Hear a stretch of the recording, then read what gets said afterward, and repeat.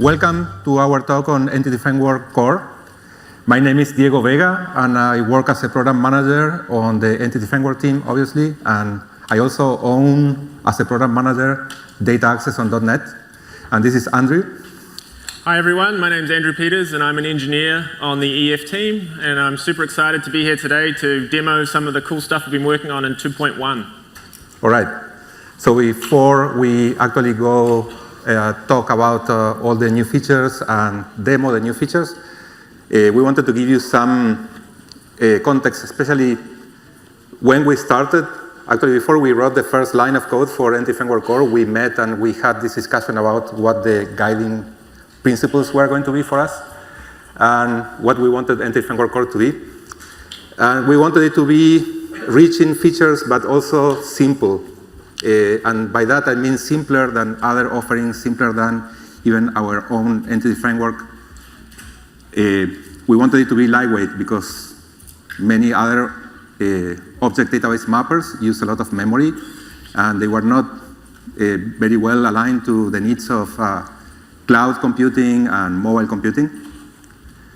We wanted it to be extensible so that you can apply your imagination and come up with new scenarios that we couldn't think of. We wanted it to be cross-platform. It was one of the main themes of .NET Core. And we wanted it to be good for relational databases because that's what many of our customers were using, but also potentially good for non-relational databases as well. And we wanted to have a common set of abstractions that you can use across all those different kinds of stores, but without getting in the way whenever you need to actually leverage the store that you decided to use for your application. If you want to use a feature that is unique to your store, then EF Core should not get in the way. We use this principle that we call pay-per-play, which means that you should not pay for the cost of some complex feature if you're not using it.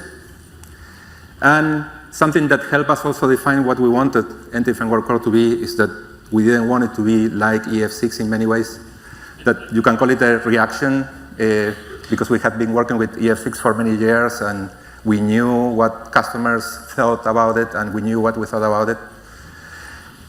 Entity Framework 6 is very complex, especially from the perspective of all the mappings that it can support and the way the mapping works. That made it very difficult for us to add features to it. It also made it use a lot of memory and made it have a very slow warm-up time, that would take a long time to create the model. And we wanted to add features to EF Core based on the merit of those features and not because they were features in EF6, although we understand that we get a lot of feedback now that many customers say, hey, I cannot use EF Core because there is this feature that I have been using on EF6 that I use it a lot and it's not there. We also, as a consequence, we thought, well, the move to EF Core is not going to be just an upgrade, it's going to be a port, actually. Those are two different products. So that context, I'm giving it just because I want to explain how these new features play a role into that vision. So lazy loading, for instance, is a feature that EF6 had that in the beginning we didn't build it because it was very dangerous, it was controversial, and we didn't think it was critical. We accept that for many people it's important to have lazy loading. We're going to demo that and we're going to explain some of the pitfalls.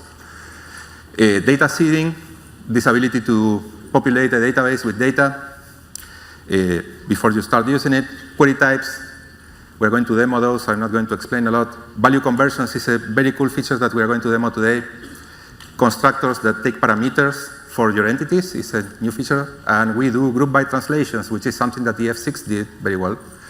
In EF Core it's slightly different. We generate some richer SQL with having statements or clauses, but it's more focused on doing aggregates than anything else. We have a new analyzer to detect some situations in which you can run into the possibility of SQL injection. We have many other smaller features that we work on, and some work that we have been doing when we were working on 2.1, but it's not actually features for 2.1, like the Cosmos DB provider that we have at the prototype level right now. Oracle provider, and some improvements for UWP. So let's start with the demo. Okay, thanks, Diego. So the first demo we want to show you guys today is data seeding. So here I have a simple blog and theme model. So this is clearly a very sophisticated blogging engine. We have a blogging context. We have normal blogs and theme sets. And what we'd like to do is when we deploy our blogging engine, we'd like to have some themes already defined, some themes set up. So if I run this now, we should see we don't have any themes created yet. So in EF Core 2.1, we have a new API. I'm going to drag on a little bit of code first. So the new API has data, and it sits off the entity configuration in code first. And what it allows me to do is to pass in some of my POCOs, my entities, newed up, representing data that I would like to get registered into the EF model. And so this is the first time we've had data in the EF model like this, and it gives us a lot of advantages. The first one that we're leveraging is the ability to manage the data in migrations. Yeah, if you compare this to how it worked in EF6 it was an imperative model. Data seeding was just a method on the migrations configuration that we execute every time. This one, actually, you can version the data together with the schema of the database. Yeah, so I'm going to drop out to .NET EF tool here and generate a migration for this. So I'm adding a new migration called seed data. Okay, that's done. Let's open it. So you can see here we've scaffolded a new migration, and we have some new APIs in here corresponding to insert, update, and delete. So we're inserting this data here as part of this migration. And naturally, we have the down method implemented. So we haven't unified these delete data yet. We need an API that takes multiple data rows, and we're thinking about doing that. So now we can apply that. So I'm going to run the migration. So what this is doing is just taking that migration we just generated and running it directly against our database. Now if I run again, we have our seed data added. So this is quite nice. Now what we can do is, let's say we would like to change one of the data values. We're going to go and change this one to Alice Blue, because we like that one.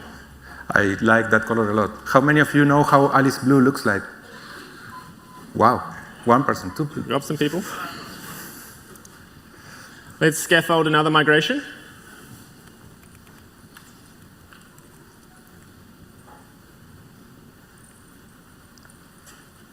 Okay. So here we've just detected that there's been a simple data change in the seed data, and we're scaffolding a corresponding update to take the value to the new value. Let's show that one. We can, instead of running it this time, let's just script it out. So obviously with migrations, you have the capability of making the changes directly into the database or scripting them out. Is that migrations? Yeah, sorry, my bad.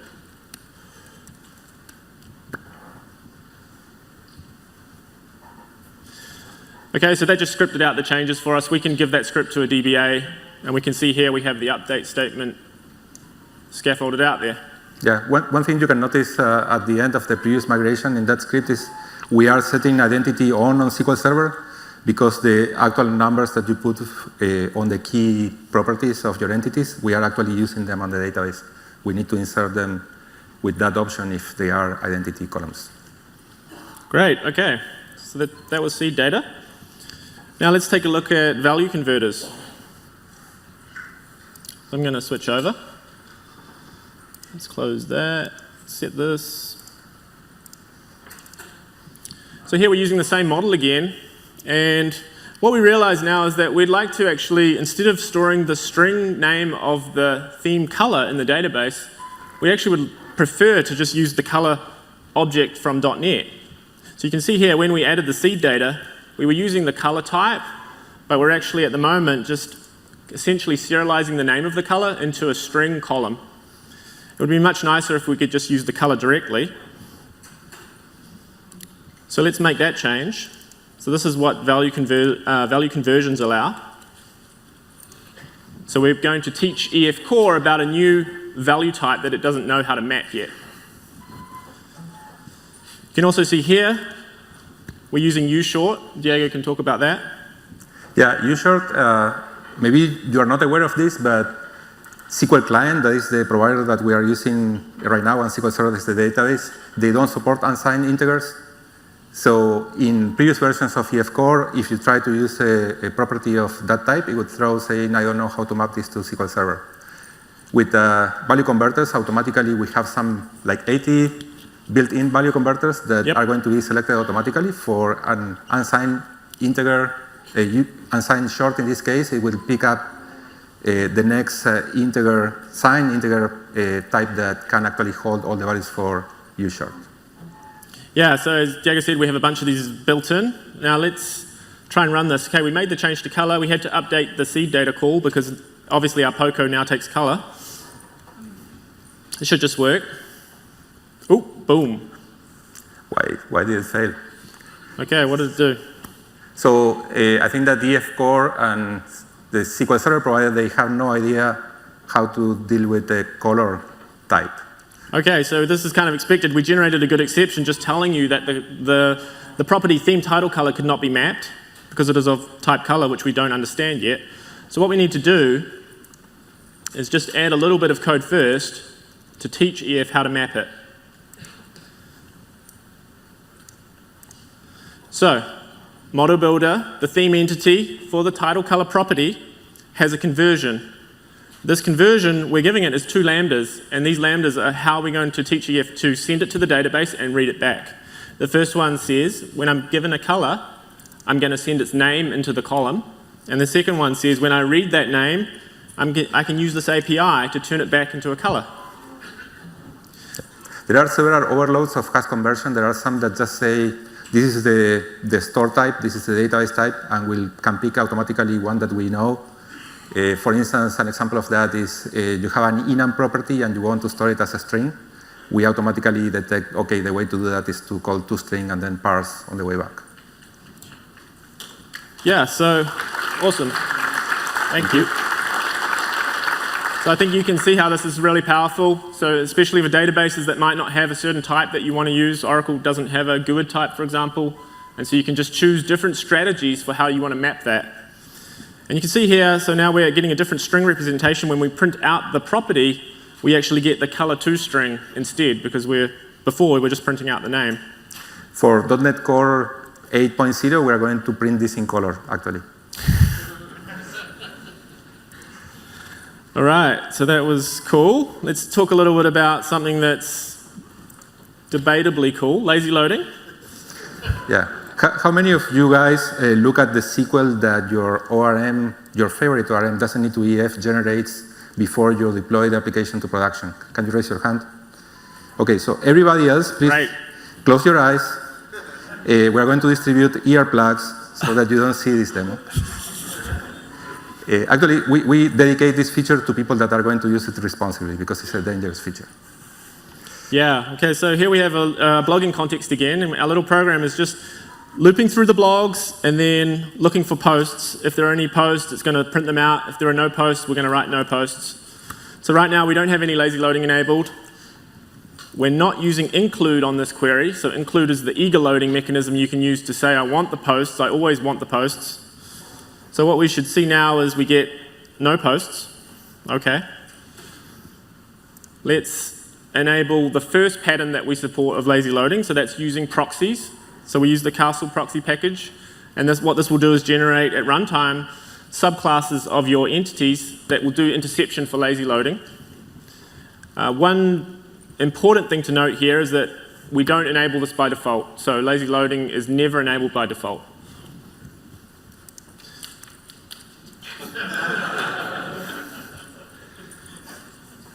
Okay, so we have a one-liner in our startup or in our on configuring, which says use lazy loading proxies. Let's run it. It should just work perfectly. Oh. What happened again? Okay. So, okay. I think I know why this happened. The type log is not the property is not virtual. Okay, so in EF6, this was like a super common mistake that people made. You can enable lazy loading, but then if you don't make the property virtual and we have to create a proxy, we have no way to override the getter for that property, and therefore we cannot enable lazy loading. So in EF Core, we have made it by default much more strict. And the idea is that, well, if we get enough feedback, we're going to give you some control. You can think that in the future you will have the ability to tell us, okay, for this property in particular, I don't care about lazy loading. But this is with the goal that you don't make that common mistake anymore. Yeah, so you have to be explicit. Okay, so we made the property virtual and we got the post loaded. So that's great. So apart from adding the proxying pattern, we also added a more lightweight way of enabling lazy loading. It involves adding a little bit more boilerplate code to your entities, but it means now you don't have a dependency on an external proxying package. And it's just a little more lightweight that involves a little more code. And we're going to show how we can still do this in a pretty POCO way, so persistent ignorant. So I'm going to disable this. So no more lazy loading with proxies. Let's bring in this snippet. We can talk about this. I'm going to delete this guy. All right, so we've added a private constructor. It's taking this special action. So this is a special delegate that EF will give to this constructor when it creates an instance of the blog.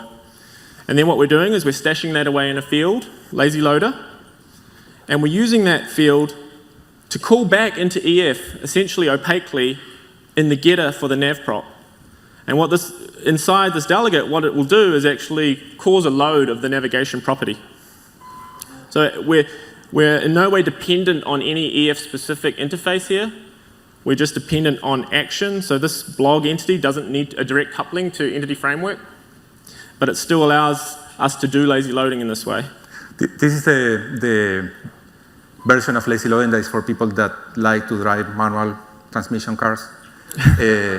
It's also the right version of lazy loading if you are targeting something like Xamarin or UWP, that things need to be compiled ahead of time, and you cannot at runtime generate new types with like proxies. Exactly, and so obviously now I should be able to do sealed, right? No more subclassing. Okay, so it still works the same way. Now we're just going to quickly look at the SQL that gets generated for this so we can understand some of the potential issues. I'm going to just enable logging. So that just involves bringing that guy in, some little bit of config.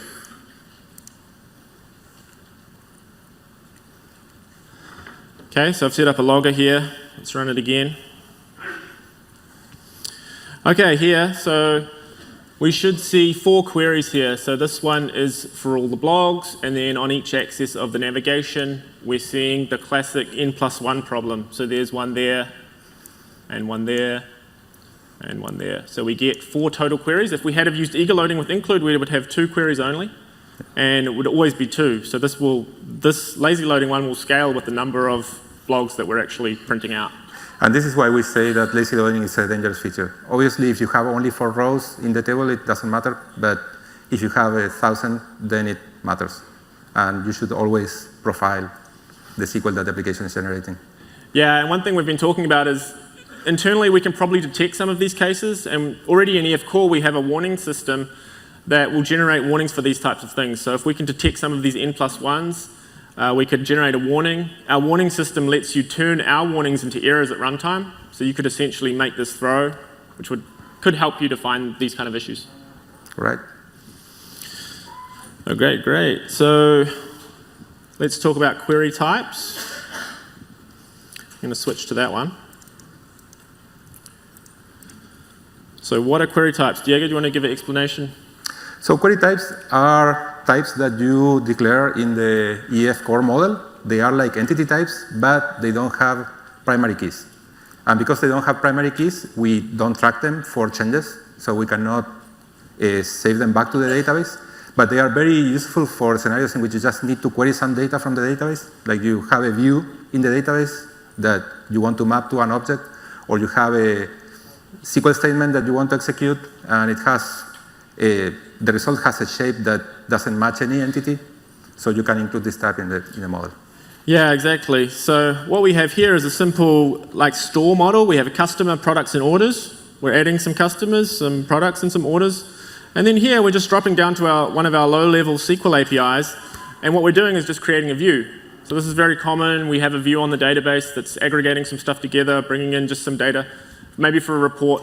There's no natural key for this view. We don't really want to create an entity type. We're never going to want to save changes on it, but we actually want to be able to query it and also leverage the full mapping engine that we have for entities. So I could want to map which columns it goes to, what the name of the view is.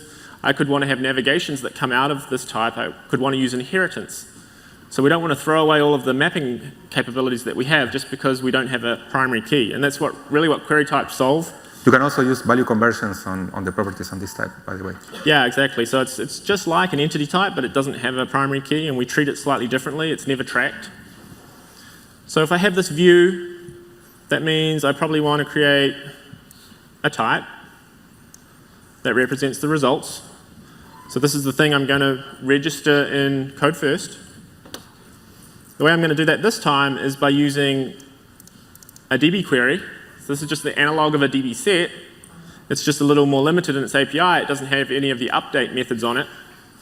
But as soon as I do this, EF will be aware of this type, and it will incorporate it into the metadata model. And now we've got that, we should just be able to query it in the same way we would normally. Okay, great. So we're able to query our view and take advantage of the full mapping capabilities. Thanks. Thank you. Some other points on that. So it can map to a table, can map to a stored procedure. You can map to a view or a view. Defining query.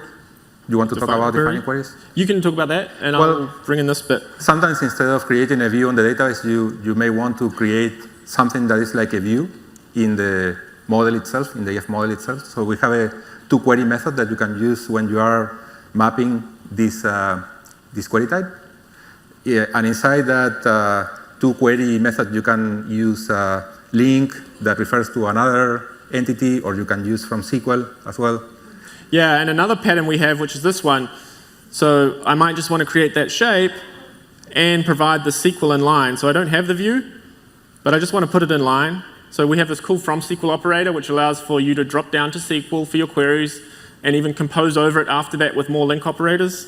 And so this is kind of a natural way to write a query and just get results. So now we'll be using that SQL instead of the underlying view. Yeah. We had I'm glad you like it. Right. Let's talk about the analyzer. Do you want to describe the problem, Diego? Sure. In EF Core 2.0, we introduced a very cool overload of from query and execute SQL command that takes an interpolated string from C#. It's very cool, really, because it gives you a very concise way of expressing a parameterized query. You can write just a $sign before the string, put your placeholders there, and we will actually parse that interpolated string and replace the placeholders with parameters, and everything is good. The problem is the way interpolated strings work in C# and in .NET in general is that as soon as you refactor this code to put this select statement outside the call to execute SQL command, let's say that you put it in a var, the compiler will automatically generate the code to produce a string instead of an interpolated string. So there is a type that represents an interpolated string that is called formatable string. But as soon as you do var a or var SQL equals, and you put this $sign thing inside, it's not one of those anymore. It's just a string. And at that point, everything is just concatenated. It has stitched together the value of the parameter instead of giving us the opportunity to create the parameter. So it was kind of a mistake to do the feature in that way. And in order to mitigate the problem, we decided to create an analyzer that can detect all the possible misuses of this API. In the future, we are considering actually separating the overload that takes the interpolated string from the one that takes a normal string so that there is no ambiguity of which one you are calling. But for now, we have this analyzer. Yeah, and it was kind of somewhat of a happy accident because we've been meaning to try and look into analyzers for a while. We feel there's a lot of places in EF where we could add value to just helping you to use EF in the way we've kind of intended. So there's various mistakes you can make, or not anti-patterns, but just places where you could write code a different way and be more idiomatic with EF. A good example of this is in on-model creating. We see a lot of people doing like redundant configuration. So EF Code First has conventions that will work out table names and column names based on the CLR types. And some customers will actually just reconfigure those to be all of the same values we would have worked out with the convention. And so that would be a great place for an analyzer to say, hey, you don't really need this line of configuration here because this is just the convention. EF will use this value anyway. So you can see in this case, we just have detected that this is actually a potential SQL injection vulnerability because you're using one of our APIs, but it's actually, you're creating an interpolated string here because we did a refactoring. We pulled this out into a local, and it's a potential string concatenation, like injection vulnerability. There's no way EF can parameterize this because we've lost the ability to separate the format string from the separate values that you get when you actually inline it. Right. So let's go back to the slides. So what's next? We wanted to talk a little bit more about what we are working on now that we plan to release for the next release or the next 2 releases. So we are actually doing the planning right now. This week we are going to complete some of the planning for EF Core 2.2 and 3.0. These releases are going to be aligned with the dates of the .NET Core 2.2 and 3.0. And as you can see, we have 2 columns, decided and undecided. The decided column is that we are doing the Cosmos DB provider. We are finishing it in the second half of this year.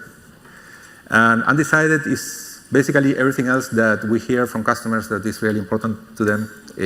We know that we are going to do some of this, but we haven't decided which ones. Spatial is super important, and it's going to continue to be important, and it's kind of blocked in EF Core, and we need to do something, really. Store procedure mapping refers to the ability to have insert updates and deletes mapped to store procedures in the model. And many-to-many refers to the fact that you can have 2 collections pointing to each other without having an entity in the middle with additional data, for instance. TPT inheritance, people that know that they want TPT inheritance know what TPT is, but it's base table and then separate tables for each derived type in the inheritance hierarchy. JSON column mapping is another interesting thing that we get a lot of feedback on. Many people apparently want it. And with type converters, actually, we enable part of it. You can already serialize any object to a JSON payload and store it in a column as a JSON payload if you want. But we want to do something richer than that. Property bug entities are entities that are not strongly typed. It's basically you can have something like a dictionary that contains the property values. And there are some low-hanging fruit like reverse engineering to views. Now that we have query types, we can take views on an existing database and generate DB query properties to enable that. Better support for Xamarin. Right now, in Xamarin, you need to annotate some types because otherwise the Xamarin linker is going to remove them from the output, from the native output. So we are thinking about like exploring what things need to be preserved and just adding the annotations in the product. Let's demo one of these things that we are working on. Okay, cool.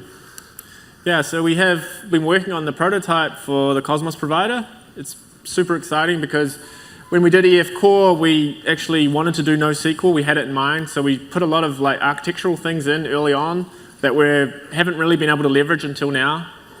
Specifically in like the link translator, we did some work to make it easier for NoSQL stores to kind of expose link. So I'm just running the DB emulator here. I'm going to refresh on this just so you know there's like nothing funny going on. Nothing here, nothing here. There's no database in here yet. Okay, so that's empty, right? Oops, don't drag it.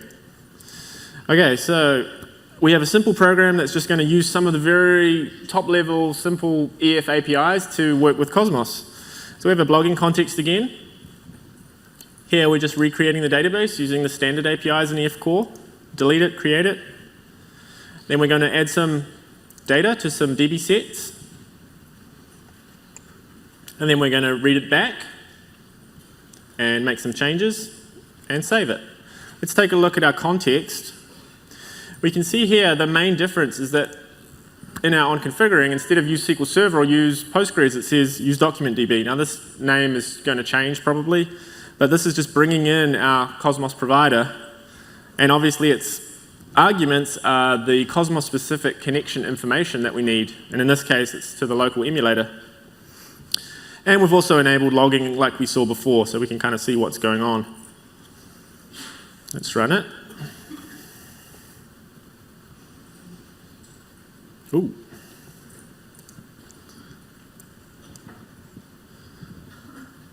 Okay, so this is an unexpected error. Great. Yeah. Not a pre-canned one. I'm sure I cannot tell you why that failed. Yeah, Diego, why did that not? Now it's a real demo. Yeah, now let's try reboot the emulator, I guess. It looked kind of like what the error was. It only fails when it's important, you know, when you are showing it. Usually it works very well. Yeah, I used to think highly of this emulator.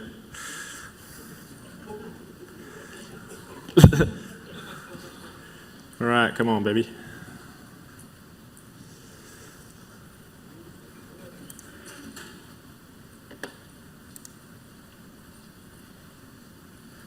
You didn't say baby, right? You say body. Yeah.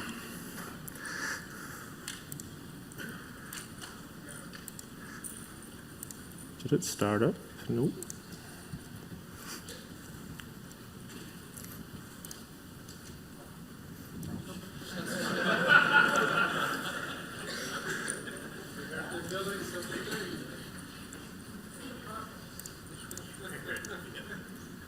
Wait, does someone know what the process name is?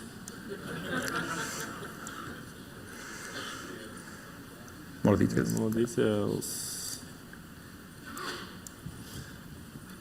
One that is using a lot of memory, maybe? It's Visual Studio? No, not that one.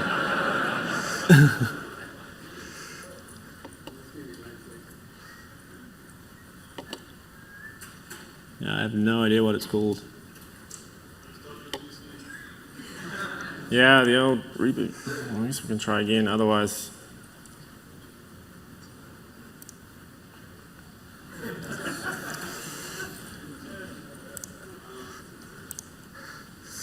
Somebody search what the process name is, please. Use Bing and use Edge to search for it, please.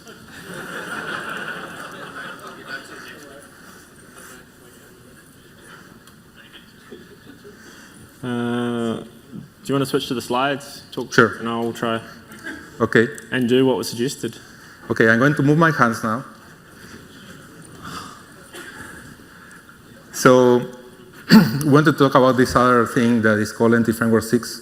It's not in the title of the talk, it's a surprise.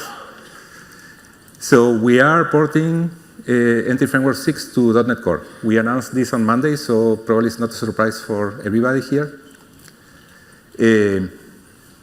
This doesn't change what we advise people to do. We advise people to use NT Framework Core if they are creating a new application. We also advise people to port to EF Core if they can afford it. By that, I mean if NT Framework Core has all the features already that you need, or maybe if version 3 of NT Framework Core has all the features that you need. And also if you have the ability to invest the necessary time to do the porting. But we wanted to smooth the path for everybody that is using EF6 today, that is heavily using features from EF6, and they want to move to .NET Core and to ASP.NET Core without paying the cost of a full port exercise. We are not investing on new features for EF6. However, it's an open source project. We are taking pull requests. We are being super slow at the moment taking those pull requests, but we promise that for EF6.3, we are going to process all the pull requests that we get. Worst case scenario, we are going to reject some of them, but not because we don't have the time, hopefully.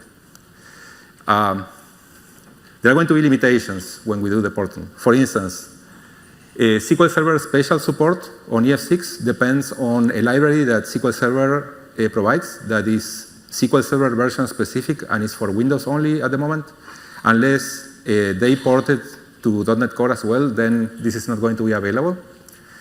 Also, if you are using a database provider that doesn't come from Microsoft, it's not one of the ones that we produce as part of the Entity Framework project, then those guys are also going to have to port to .NET Core in order for the provider to work. It's going to be relatively cheap. If we did, the other day we actually did one of these API porting analysis on the code base, and we found like 95% of the APIs that Entity Framework 6 uses are already available on .NET Core, and 99% of the APIs that the SQL Server provider uses are available. There is actually one API that is not available on .NET Core for the SQL Server provider. And there has been a little bit of confusion because of some diagrams that we showed. Just to clarify, EF6 is going to be cross-platform, and it's going to be for desktop, but also for web applications. It's probably not going to work on Xamarin, and it's probably not going to work on UWP because it uses things that are not available there, but we don't know yet for sure. And also, we have tooling for EF6. We have the designer, and we also have migrations command line tools that you can type, like the PowerShell commands that you type in the package manager console. Those are the latter are going to need some re-architecturing to work if your project targets .NET Core. And the designer, we believe that we can make it work just running everything on the normal EF6. No, it's not normal, sorry, the .NET Framework version of EF6. But there may be limitations. Worst case scenario, we're going to require that you put the EF6 model and the migrations in a library that can be consumed from both .NET Framework and .NET Core. I got it. You got it? Yeah. Awesome. It needs Wi-Fi, even though it's not using Wi-Fi. Okay, so I ran it. We can see here, we created the database. We saved some records. Now this is interesting. This is actually SQL for the Cosmos DB SQL APIs. So they have their own flavor of SQL. So we're generating that. Let's jump over here. Here's our sample app. You can see right now we're creating two collections. We're still talking about, obviously, what are the good ways to map from an EF model into a Cosmos data store. But what we hope is that we'll be able to provide code-first configuration options that allow you to map in different ways depending on what makes the most sense for your application. Yeah, we hear that for the default pricing model for Cosmos DB, it actually makes sense to map everything to a single collection by default. And we are going to support it. Yeah, so we can look in here. We should be able to see the JSON representing how we kind of shredded the entities down. These are the properties, primary key, and we even have a discriminator here because in our example model, we were using inheritance. So we should see number 4 is a special blog, and then we have the posts. So we're super excited about continuing to work on this and make this like a really nice experience for using Cosmos with the kind of knowledge and APIs that you already know and understand. Awesome.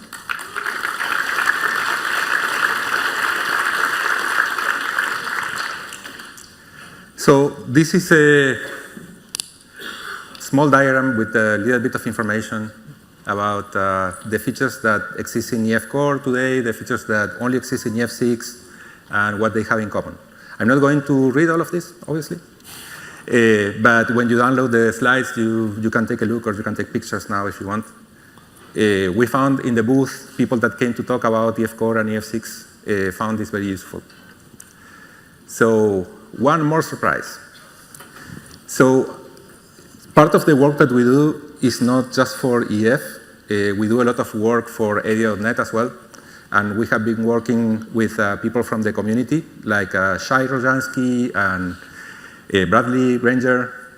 Those guys write the NPG SQL provider. That is the provider for Postgres. And Bradley works on the MySQL connector. That is a provider for MySQL. It's an open source provider for MySQL. It's not the only one. And we have been working on trying to make .NET Core really shine on database access benchmarks and just make it faster, not only for the benchmark, but for everyday use. And these are preliminary results from a run that is happening right now. If you go to Tech Empower and you look at their continuous integration kind of dashboard that they have, this run hasn't finished, but we are seeing the results of ASP.NET Core because they are alphabetically ordered at the top, so they run first.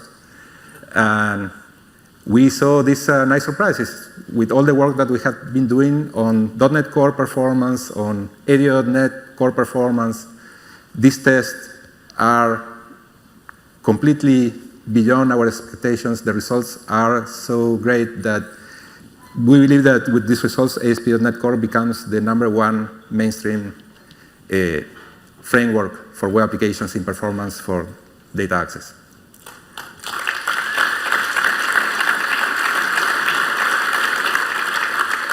I want to thank people from the .NET Core team, Andrew, that worked very closely with the guys from the community. I want to thank Shai and Bradley for these improvements. And I want to thank everybody that has been giving us feedback and giving us code contributions as well. And I want to thank you for coming here today. And this is the slide for the feedback that contains a nice phone there. Please give us feedback on our presentation so that we can do it better next year, hopefully.